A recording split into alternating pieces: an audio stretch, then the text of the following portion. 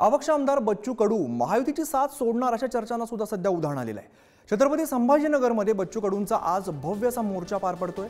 बच्चू कडू महायुतीतून बाहेर पडून तिसरी आघाडी स्थापन करण्याची सुद्धा सध्या चर्चा बघायला मिळते। दिव्यांग आणि शेतकऱ्यांच्या प्रश्नांवरती आता आज बच्चू कडू हे आक्रोश मोर्चा काढणार आहे संभाजीनगरमध्ये। त्यांच्या या आक्रोश मोर्चाला परवानगी तर मिळाली, मात्र त्यांच्या सभेला परवानगी मिळालेली नाहीये। आपल्यासोबत थेट बच्चू कडू आहेत। काय म्हणणार भाऊ, आज तुम्ही एक आक्रोश मोर्चा काढतायत?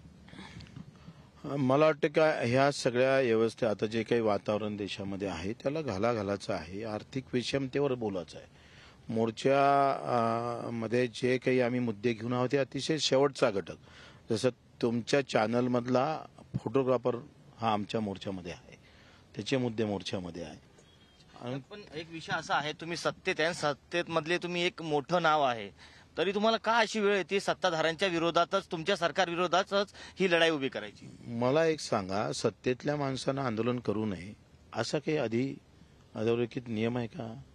असा काही कायदा आहे का? तुम्ही अमेरिकेत जर केलं तर एखादं बिल जनतेच्या विरोधात असला तर त्या पक्षातला माणूस आमदार त्याचा विरोध करू शकतं, म्हणजे पक्षद्रोह नाही होत। आपल्या घटनेमध्ये हाच दुरुस्त केला आहे, पक्षासाठी कायदा केला आहे, पक्ष मजबूतीसाठी, शेतकऱ्याच्या मजबूतीसाठी कायदा नाही केला। म्हणजे मी पक्षाच्या विरोधात बिलाच्या विरोधात उभं राहिलो किंवा आंदोलन केलं तर तुम्ही पक्षविरोधी आहे। अरे मग मी शेतकऱ्याच्या सामान्य मतदाराच्या बाजूने आहे ना। ही जी व्यवस्था निर्माण केली ना, हे पक्षाच्या सत्तेसाठी व्यवस्था निर्माण केली आहे।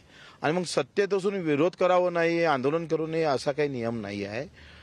ते परंपरेनं आलेलं वाक्य आहे, सत्तेत राहून तुम्ही विरोध का करता, हे चुकीचं आहे। घरी जर तुमचे 6 भाऊ आहे, एखाद्या भावासोबत अन्याय होत आहे तर तुम्ही म्हणा आईवडिलाच्या विरोधात तो आंदोलन करताय, बोलतो, असं नाही होत। अन्याय असतं, ते सत्तेत असू दे का विरोधात असू दे। अच्छा, अशा देखील चर्चा सुरू झालेल्या आहेत की बच्चू कडू हे महायुतीतून आज बाहेर पडण्याची घोषणा करू शकतात। मला वाटतं आता आम्ही त्यासाठी सर्किट हाऊसवर मीटिंग घेतोय आणि मग तो जो विषय आहे तो 4-5 वाजता आम्ही सगळं क्लिअर करू, काय करायचं, कशा पद्धतीने समोर जायचं। आखरी प्रश्न सत्तेचा किंवा युतीचा किंवा आघाडीचा नाही आहे, प्रश्न आहे सामान्य माणसांचा, आर्थिक विषमतेचा। आणि मुद्द्यासोबतच आम्ही कायम राहू। आमची निष्ठा मुद्द्यासोबत आहे, पक्षासोबत आमची निष्ठा राहू शकत नाही, सत्तेसोबत आमची निष्ठा नाही राहू शकत। आम्ही शेतकरी शेतमजुरांच्या दिव्यांग बांधवाच्या प्रश्नासोबत एकनिष्ठ आहोत आणि त्याच्यासाठी जे काय करावं लागेल ते आम्ही करू। आपण पाहिलं ते हे होते बच्चू कडू यांनी सांगितलंय की आज आम्ही चर्चा करणार आहोत, चर्चेनंतर जर पुढचा निर्णय काय तो देखील जाहीर करणार आहे।